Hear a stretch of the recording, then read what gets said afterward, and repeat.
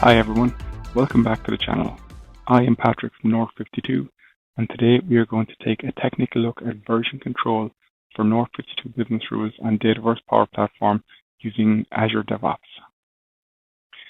In this video, we will see the repository structure, an explanation of the YAML used in the pipelines, the service connections used, and the two pipelines themselves in action, pushing a change from dev to source control to test.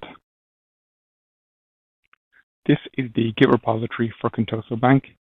Let's take a quick look at the folder structure in our repo, because understanding how everything is organized will make the rest of this video much easier to follow.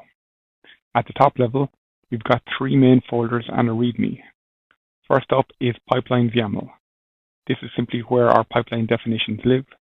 We've got two files in here, the export pipeline and the deploy pipeline. Keeping them in their own folder just keeps things tidy and separate from the actual solution files. Next, we have Solutions Archive. This is where the exported zip files are stored.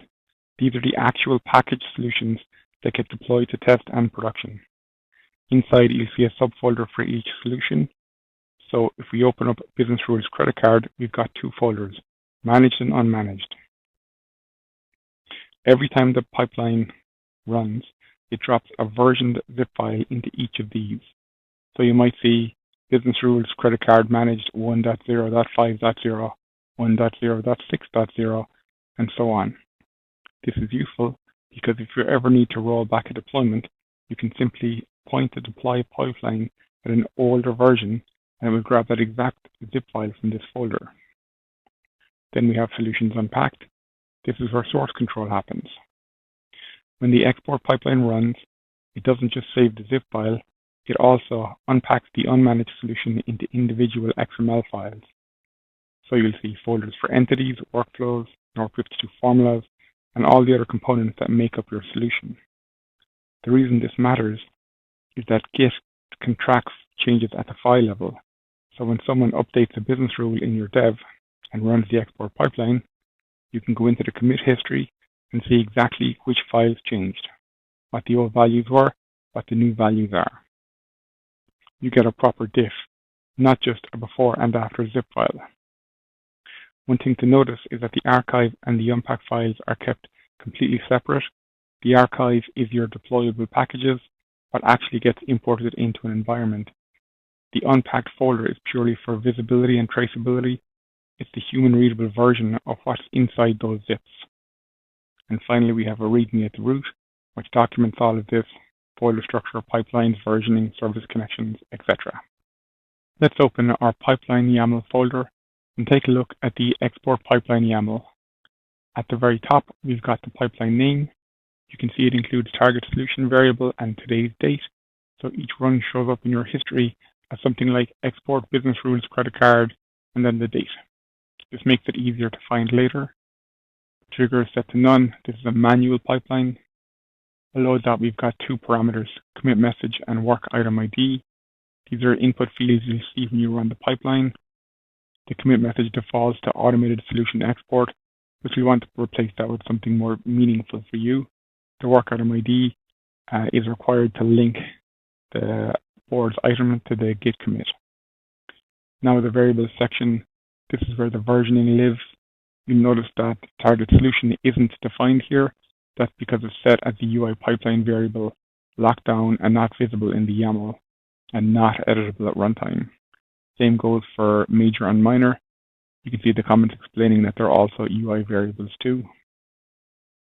What is defined here is the patch variable. If you look at that expression, it uses a counter function that takes the major and minor variables as a key. Every time the pipeline runs, the counter increments by 1. But here's the clever part. If you change the major or minor value in the UI, the key changes and the counter resets to 0. So bumping minor from 0 to 1 resets the patch automatically. Below that, solution version combines all of them, major.minor.patch.0, into a clean semantic version. Moving down the stage, there's a single stage here called export from dev with one job inside of it. The first thing it does is it checks out the step with persist credentials set to true. This is important because without persist credentials, The pipeline can check out the repo, but it can't push commits back to it. Next, we install the Power Platform build tools, standard step. Then the publish customizations task. This connects to the dev environment using the Dataverse dev service connection and publishes all customizations. This ensures that any changes the developer has made that haven't been published are included in the export. Without this step, you could export a stale solution. Next is the set solution version task. You can see it uses the target solution variable for the solution name and the solution version variable that we built earlier. This stamps the version number onto the solution in Dataverse before the export happens, so the zip files carry the correct version internally. Then we've got two export solution tasks, one with managed set to false, one with managed set to true. The unmanaged export is what gets unpacked for source control. The managed export is what gets deployed to your other environments. Both are saved to the staging directory with the target solution name and the file name. You'll also notice async operations is set to true with a 60-minute timeout. Exports of large solutions can sometimes take long, so this runs asynchronously. After the export, the Unpack solution task takes the unmanaged zip and extracts it into the solution's Unpacked folder. Inside a subfolder named after the solution. It sets override files to true, so each export replaces the previous unpacked files. This is what gives us proper diff in Git. The individual XML files for entities, workflows, and business rules are all tracked separately. Now there are two PowerShell steps. The first one just ensures that the solution archive directory structure exists, and it creates the managed and unmanaged subfolders if they don't already exist. The second PowerShell step is more interesting. It takes the exported zip files from the staging directory and copies them into the solution archive folder with version file names. So a file that was exported as business rules credit card managed.zip becomes business rules credit card managed 1.0.3.0.zip in the managed subfolder. It does the same for unmanaged. If either source file is missing, it throws an error and stops, so you'll know immediately if an export failed. Then we've got the git commit step. This is a PowerShell script that does several things. First, it sets the git identity to whoever triggered the pipeline, so the commit shows the actual person's name, not merely a generic service account. Then it checks out main, stages all changes with git add all, and builds the commit message by combining your input message, any work item IDs prefixed with a hash, and the solution version. If you entered work item 15 with the message updated threshold, the commit becomes updated threshold #15-v1.0.3.0. There's also a safety check. If there are no actual changes, it skips the commit entirely rather than pushing an empty one. And if you notice a condition on this task, it won't run during a pull request build, it's only on direct pipelines. Finally, the last step publishes the solution zips as pipeline artifacts. This is there as a backup. Even though we're committing the zips to the repo, having them as pipeline artifacts means you can download them directly from the pipeline run if you need to. Now let's open the deploy solution YAML file and walk through how it's put together. Like the previous YAML file, you can see that the pipeline name includes the target solution variable along with the date and time. So when it runs, it'll show up as something like deploy business rules credit card with today's date. Below, we have three parameters. The first two, deploy to test and deploy to production, are Booleans, which means that they render as checkboxes when you run the pipeline. The third is solution version, which is a text field that defaults to latest. Then in the variable section, again, you'll notice there's no solution name defined here. Target solution is again set as a UI pipeline variable. Now let's look at the stages. There are two stages, deploy to test and deploy to production, and they are essentially mirrors of each other. They just point at different service connections. The test stage has a condition on it. It only runs if the deploy to test checkbox is ticked. If it's not ticked, the whole stage is skipped. Inside the stage, the first step checks out the repo. This is important because unlike some deploy pipelines that download artifacts from another pipeline, This one simply checks out the Git repo and reads directly from the solutions archive folder. This keeps things simple and decoupled. The next step is a PowerShell script that resolves which zip file to deploy. If you type in a specific version, say 1.0.2.0, it looks for an exact match in the Solution Archive Manage folder. If that file doesn't exist, it doesn't just fail silently, it lists all the available versions in that log output so you can see what's there.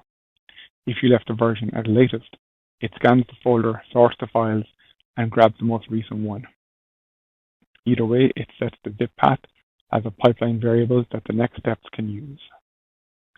After that, it installs the Power Platform tools again, imports the managed solution into the test environment using the Dataverse test service connection, and publishes the customization so everything is live. The production stage is almost identical, but there are two important differences. First, it uses the Dataverse prod service connection instead of Dataverse test. And second, and this is more important, if you look at the depends on and condition lines, the production stage depends on the test stage, and the condition is set up so that if both checkboxes are ticked, production waits for test to succeed before it runs. If test fails, production is skipped. Your production environment is protected. But if only the production checkbox is ticked and test isn't, the dependency is satisfied and production runs on its own. So you get safety when deploying to both, but flexibility when you only need one. That's the whole file, 2 stages, same logic, different targets, and the checkboxes and version fields give you full control at runtime over where it goes and which version gets deployed. There are 3 service connections configured in project settings, service connections. You can see them here. Dataverse Dev, Dataverse Test, and Dataverse Prod. I'll open the Dev one. As you can see, it uses the server URL, the tenant ID, the application ID, and a client secret. The other 2 service connections follow the exact same layout. Now let's see how it all works. We open our boards and we can see work item number 15. It states that we need to lower the maximum required credit score from 850 to 845. We open our dev environment, we can see that this change has been made. So now we need to go to our pipeline and open the dev export git sync pipeline.